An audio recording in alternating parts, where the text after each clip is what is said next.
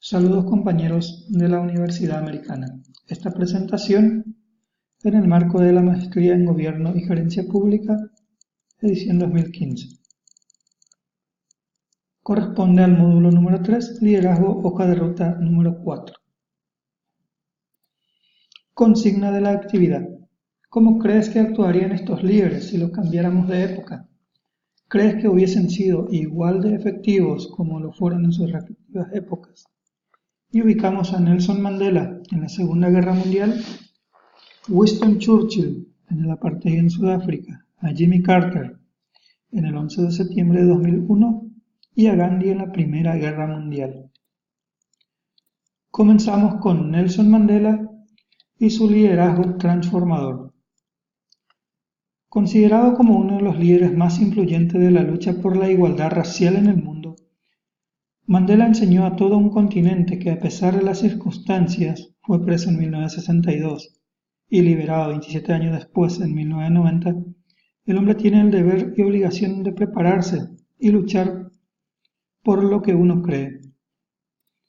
La estrategia que lo acompañó durante toda su vida fue sonreír. Su sonrisa y buen humor fueron factores clave para que su liderazgo fuera efectivo. Otros factores de su liderazgo: objetividad en el actuar, nunca dejar una idea al aire, la piensa, analiza, aterriza y ejecuta. No creyó en la inmediatez. Para Mandela los objetivos se logran a largo plazo.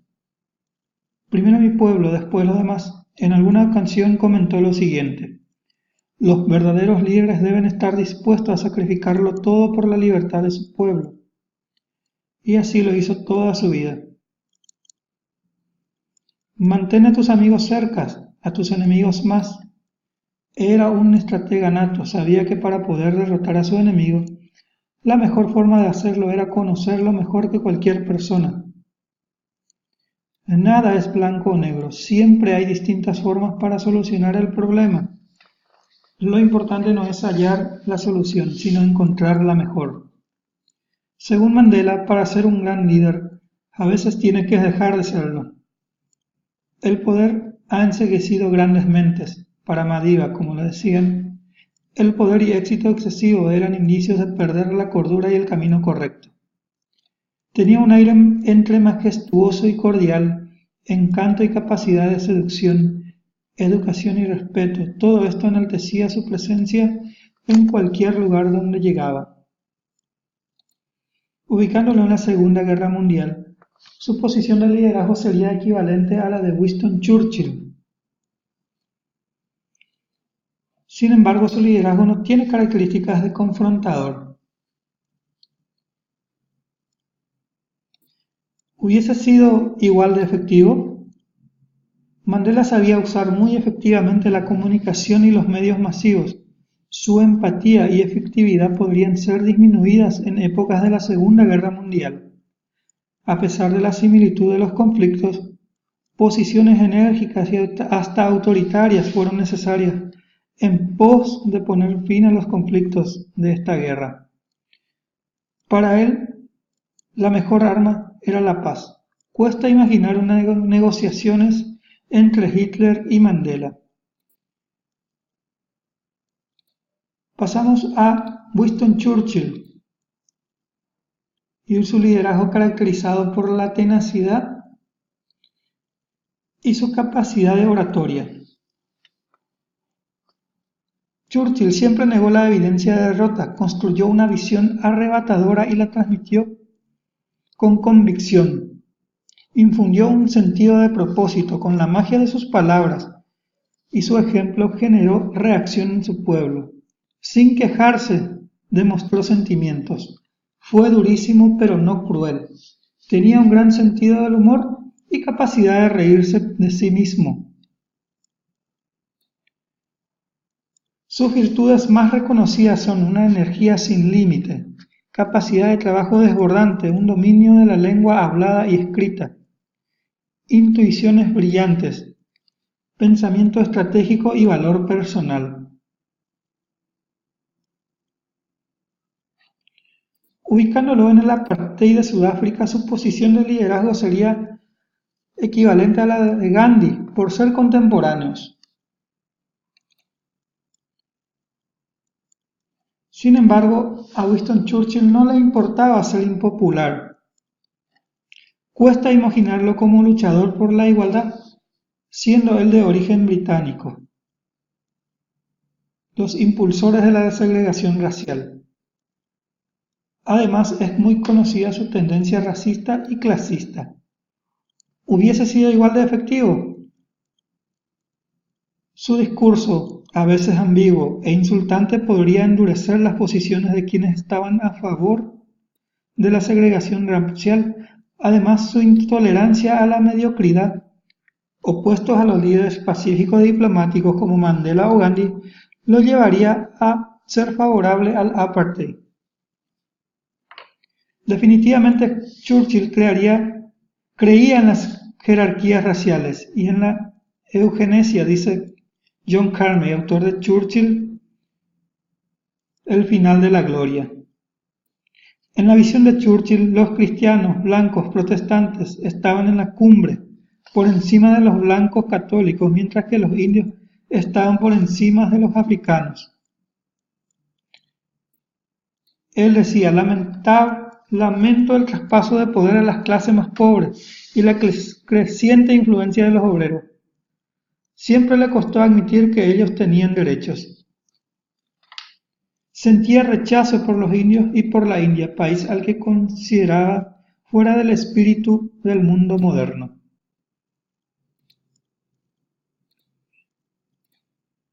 Pasamos a Jimmy Carter, presidente de los Estados Unidos, caracterizado por una integridad y visión de futuro. Aunque la mayoría de los presidentes llegan a la cumbre durante la ocupación de su cargo, otros siguen creciendo. Después se convierten en mejores líderes, como el expresidente Jimmy Carter. Algunas personas criticaron su liderazgo mientras estaba en la Casa Blanca. Sin embargo, en años recientes, el nivel de influencia de Carter ha aumentado continuamente. Su gran integridad y dedicación por la gente de Hábitat para la Humanidad y otras organizaciones ha contribuido al aumento de su influencia.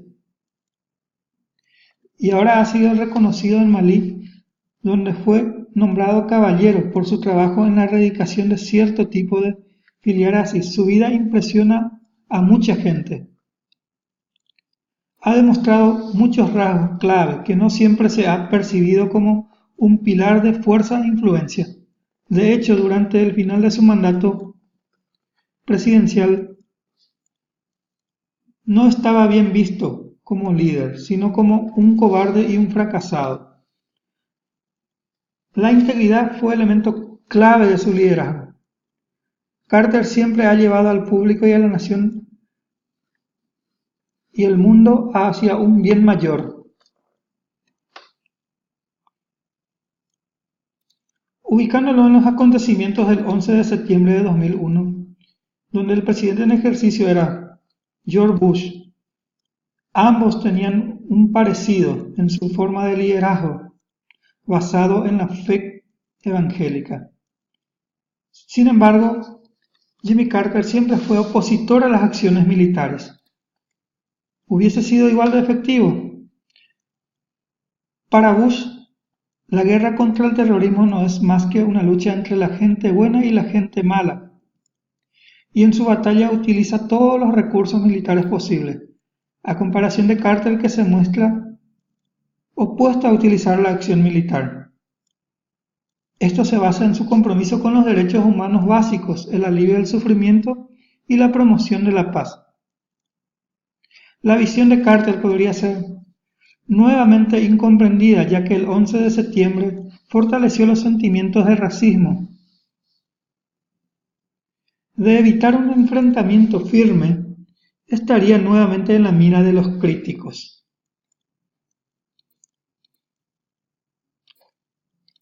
El liderazgo de Gandhi, un líder transformacional, llegó a sus seguidores en gran medida con el ejemplo y ser humilde, viviendo en malas condiciones, al igual que millones de personas en la India podrían relacionarse con él, y esto lo inspiró para ser mejor dar su mejor esfuerzo con el fin de hacer la diferencia.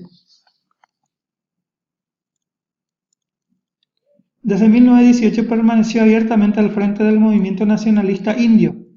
Instauró luchas sociales novedosas como la huelga de hambre y en sus programas rechazaba la lucha armada y realizaba una predicación de la no violencia como medio para resistir al dominio británico. Defendía y promovía ampliamente la total fidelidad a los dictados de la conciencia, llegando incluso a la desobediencia civil si fuese necesario.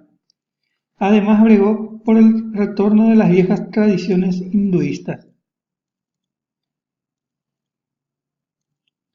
Los líderes transformacionales son modelos de inspiración y confianza y carismáticos de conductas que predican con el ejemplo. Son los que trabajan en conjunto con un grupo de personas para hacer una diferencia, así como para dejar un legado de ese cambio.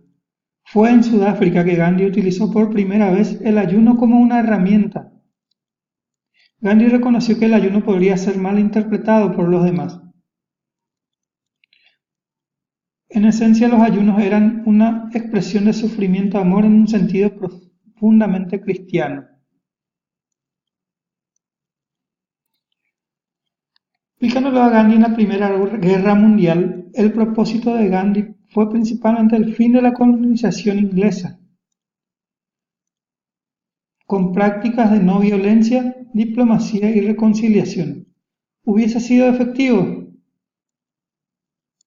La reivindicación de la independencia de la India del Imperio Británico en el marco de la Segunda Guerra Mundial, las campañas de desobediencia civil, es decir, no aceptar leyes británicas, no adquirir productos del imperio, no participar en la vida pública, no pagar impuestos, todo ello unido a la no violencia serían considerados armas de negociación inservibles para el imperio británico en ese momento, que tenía todas sus fuerzas concentradas en las acciones de la Triple Entente.